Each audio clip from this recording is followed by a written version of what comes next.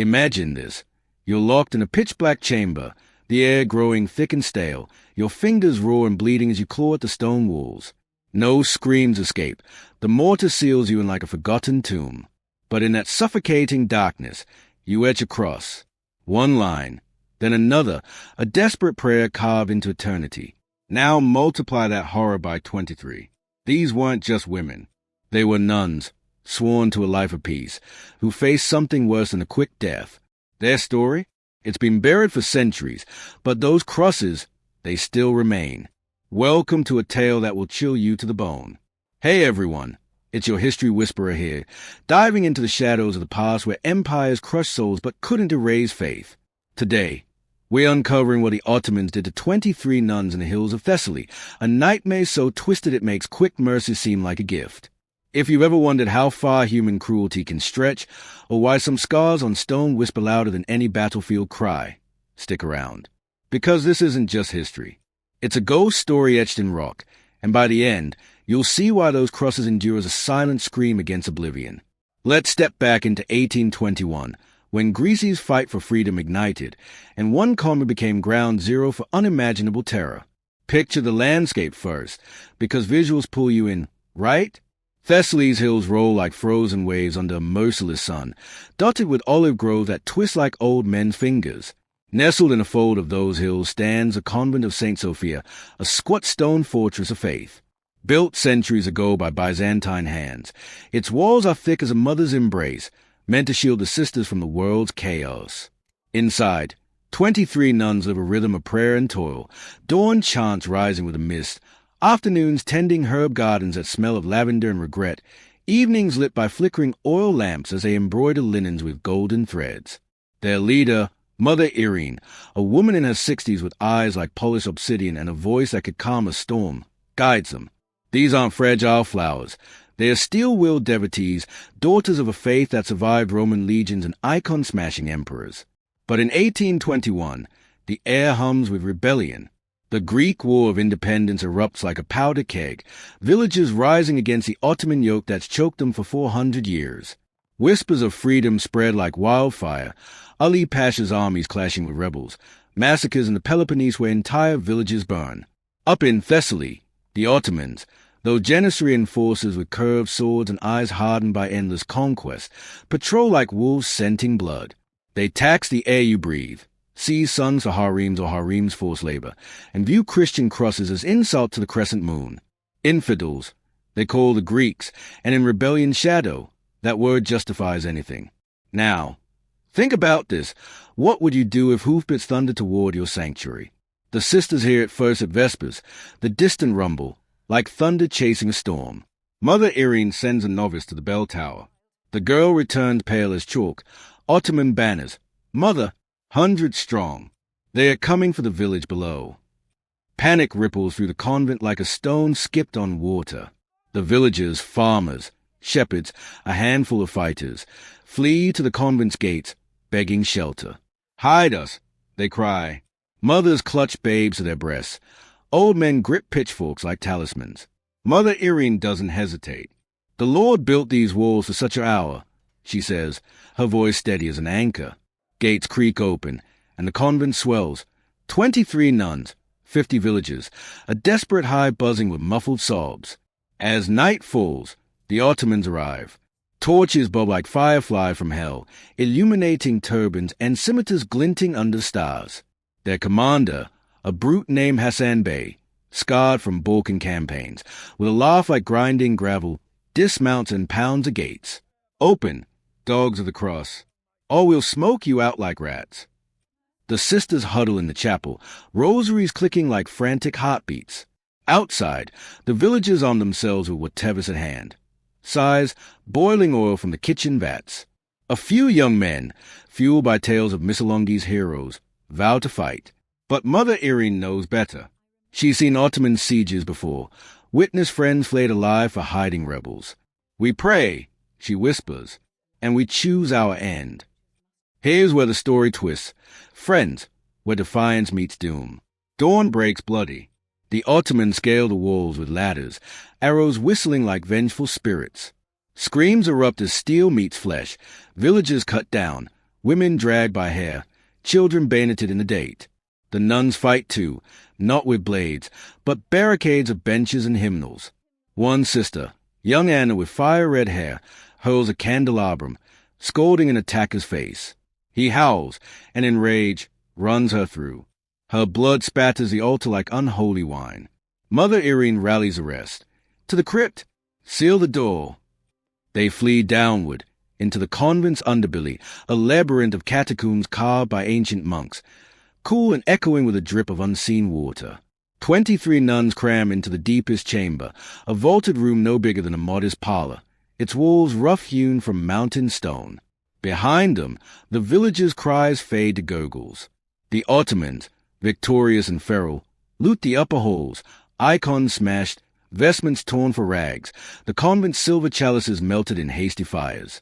But Hassan's men sense prey below. The crypt, one shouts, kicking open the iron grate.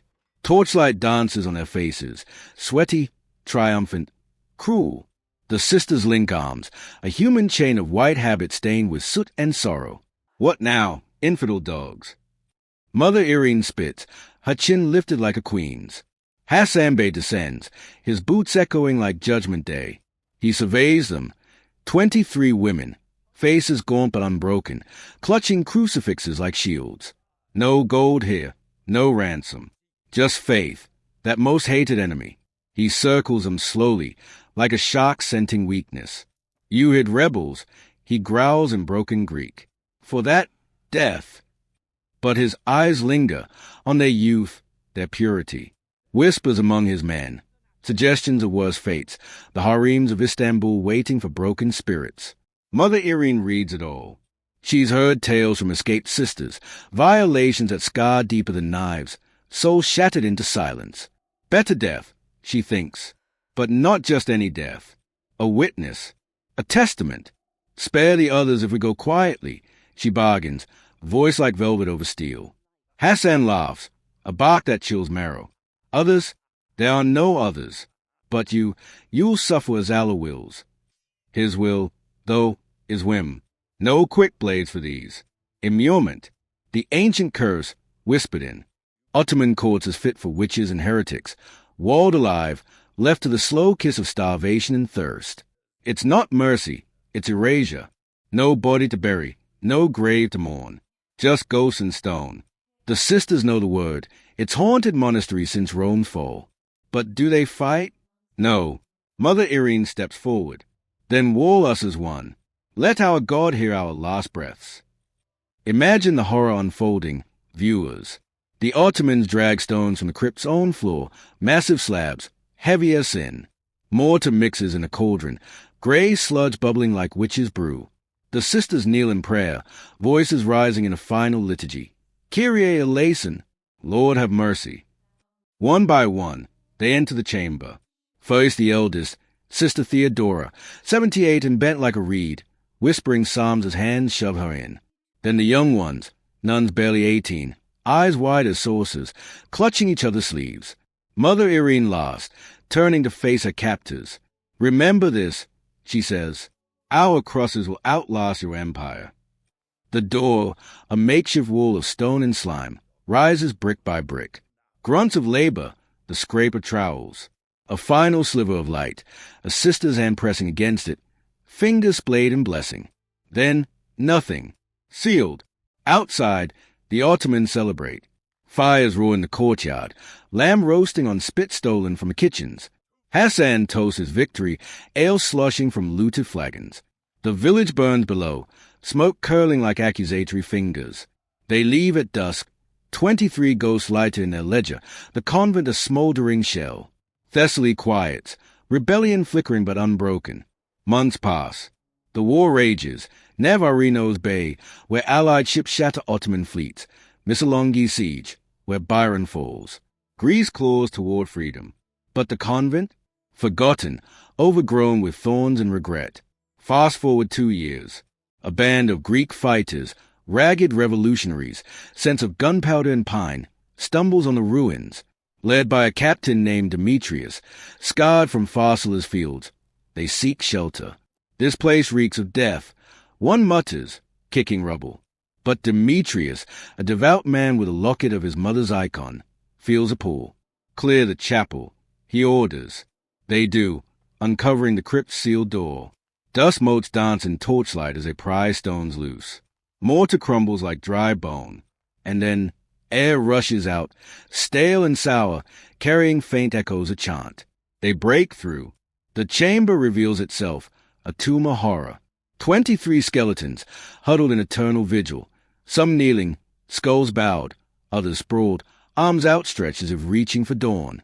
Habits rotted to rags, flesh long gnawed by rats and time. The air? Thick with dust and despair. But wait, look closer. The walls. Oh, the walls. Every inch scarred. Crosses. Hundreds of them. Etched not with tools, but fingernails. Jagged lines, overlapping like frantic signatures, vertical strokes deep as desperation, horizontals trembling with final strength. Some small as a thumbnail, others spanning arm's length, testimonies clawed in the dark, when lungs burned and visions danced. One cross, larger than the rest, near the door. Mother Eirene's, they lay to guess, its arms flared like wings. Demetrius falls to his knees, tears carving tracks in grime. Martyrs, he whispers. Word spreads like gospel fire. Pilgrims come, Greeks, monks from Mount Athos, even wary foreigners. The crosses become relics, the chamber a shrine. The Ottomans, they crumble. By 1830, Greece is free, an Ottoman province no more. But those scratches, they endure, weathered but unyielding, through earthquakes and wars, Nazi occupations, and civil strife. Today, if you hike Thessaly's trails, pass wild time and be buzzed ruins, you can touch them, feel the grooves under your fingertips, hear the echo. We were here. We believed. We won. Now, pause with me. What does this do to you? Does it spark rage at empires that devour the innocent? Or at faith that carves light from abyss? Think about your own walls, the ones life bricks you behind. Job loss, loss of a loved one, that creeping doubt at 3 a.m. Could you scratch across then? Hold on, even when the mortar sets. These 23 nuns, they didn't just die. They defied. In a world of scimitars and sultans, they chose witness over whimper. And here's the kicker. Hassan's name, lost to dust. Mother Eirene's, sung in hymns. The crosses, tourists snap selfies now, but they whisper to believers, eternity's not promised. It's etched. But let's peel deeper, because this isn't isolated madness. Ottoman history brims with such shadows.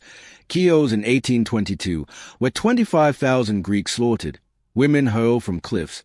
Smyrna in 1922, the fire that swallowed a city. Why? Power's poison. Fear Christian unity. Crush the spark. Yet sparks ignite. Those nuns? Their story-fueled ballads, inspired fighters at Mani's gates. One rebel, hearing the tale, carve a cross on his rifle butt, went down swinging, but smiling. And the human side? Let's humanize them. Sister Maria, the baker, imagine her hands, flowered from dawn loaves, now splintered on stone, etching hope for the orphan she once fed. Or little Sophia, 19 and homesick, whose cross is crooked, like a child's drawing, proof even fear fumbles, but tries. Mother Eirene, legends say she sang till the end, voice fading to rasp, turning tomb to temple. What scenarios gripped them in that black? Hallucinations of heaven's gates? Regrets unspoken? Or just peace, knowing that scratches would outlive the stars? Count down the layers of this atrocity to keep your mind hooked. 5. The siege, hoofbeats heralding hell. 4. The fight, nuns as warriors, habits as banners. 3. The bargain, trading live for legacy. 2. The sealing, stone by stone, prayer by prayer.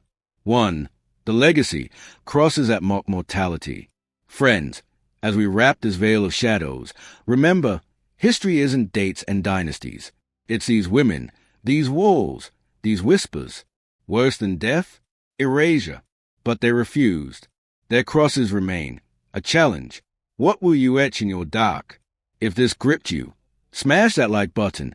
It tells the algorithm to share these ghosts. Subscribe for more unearthed epics. Next, the lost library of Alexandria's final secrets. Drop in comments. What's your unbreakable mark? A tattoo? A scar? Share below. And if you're near Thessaly, go touch those stones. Feel the pulse of the past. Until next time, keep questioning the quiet corners. Stay curious. Stay free.